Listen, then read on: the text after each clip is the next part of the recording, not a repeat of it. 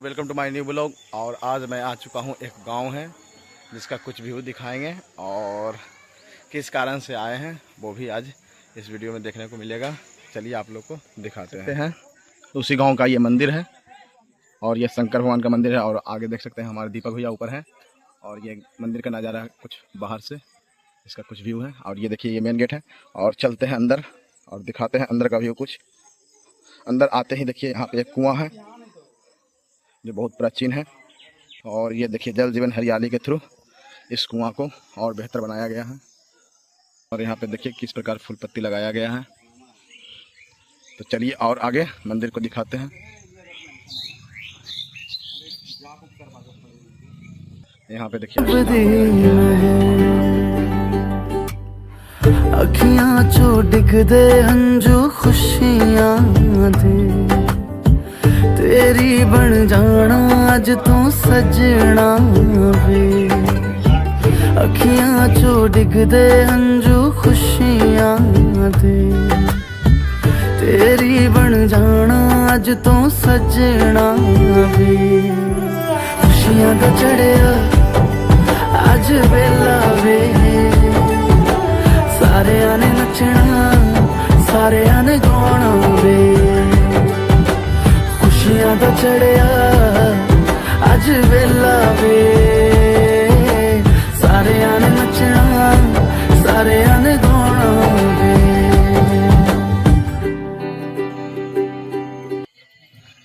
अथ रुद्राभिषेकस्तोत्रम्।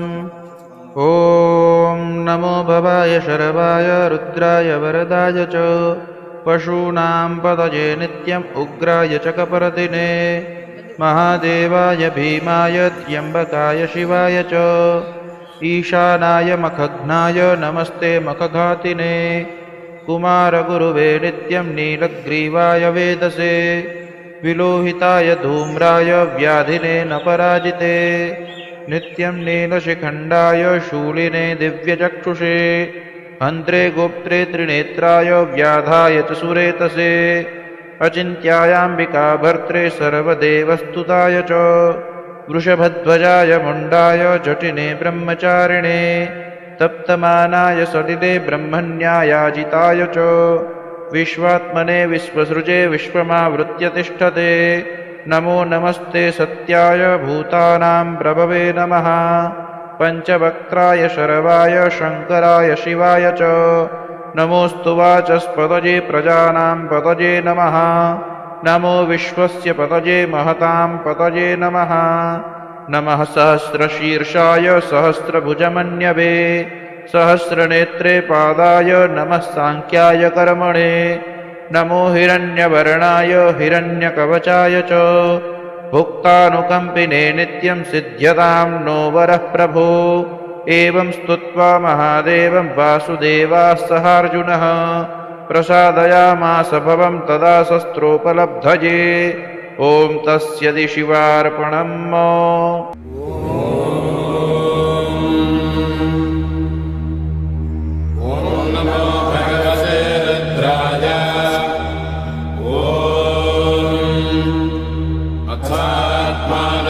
शिवात्मानकं श्रीरुद्ररूपं ध्यायेत् शुद्धस्फटिकसङ्काशं त्रिनेत्रं पञ्चवक्त्रकं गङ्गाधरं दशभुजं सर्वाभरणभूषितं नीलग्रीवं शशाङ्काङ्कं नागयज्ञोपवेदिनं व्याघ्रधर्मोत्तरीयं च वरेण्यमभयप्रदम् कमण्डलवक्षसूत्राणाधारिणं शूलपाणिनं ज्वलन्तं पिङ्गलजटाशिखामध्योतधारिणं वृषस्कन्धसमारूढं उमादेहार्थधारिणम् अमृतेनाप्लुतं शान्तं दिव्यभोगसमन्वितं दिग्देवतासमायुक्तं सुरासुरनमस्कृतम् नित्यं च शाश्वतं शुद्धं ध्रुवमक्षरमव्ययम्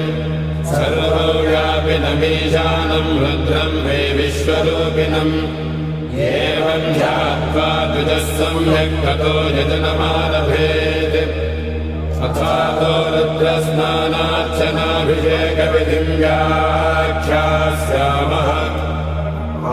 एव दीर्घे स्नात्वा उदेत्य शुचिः प्रजतो ब्रह्मचारी शुक्रवासा देवाभिमुखस्थित्वा आत्मनि देवता स्थापयेत् प्रजनने ब्रह्मातिष्ठतु मे पञ्चदशमे सप्तदशमे नवदशमे त्रयोविंशतिष्ठमे पञ्चविंशतिष्ठमे सप्तविंशतिष्ठमे नवविंशतिष्ठमे एकत्रिंशत्तमे त्रयस्त्रिंशत्तमे चतुस्रष्टमे षोडशमे द्वादशतमे षोडशतमे विंशतिष्ठमे चतुर्विंशतिष्ठमे अष्टाविंशतिष्ठमे द्वात्रिंशत्तमे षट्त्रिंशत्तमे चत्वारिंशत्तमे चतुश्चत्वारिंशत्तमे अष्टाचत्वारिंशत्तमे वाजश्च प्रसवश्चाभिरश्च क्रतुश्च सुमश्च मोक्षानव्यश्चेष्टान्ध्यायनश्चान्त्यश्च भुवनश्च भुवनश्चाधिपतिश्च इगादेवहोर्मनुर्यज्ञे बृहस्पतिवृद्धामदानि सगंसितद्विश्वे देवासोक्तवादः प्रतिविमातर्मामाहिगंसेर्मधुमनिष्ये मधुजनिष्ये मधुवक्ष्यामि मधुवदिष्यामि मधुमदेन् देवेभ्यो वाचमध्यासगं शुश्रूषेण्यां मनुष्ये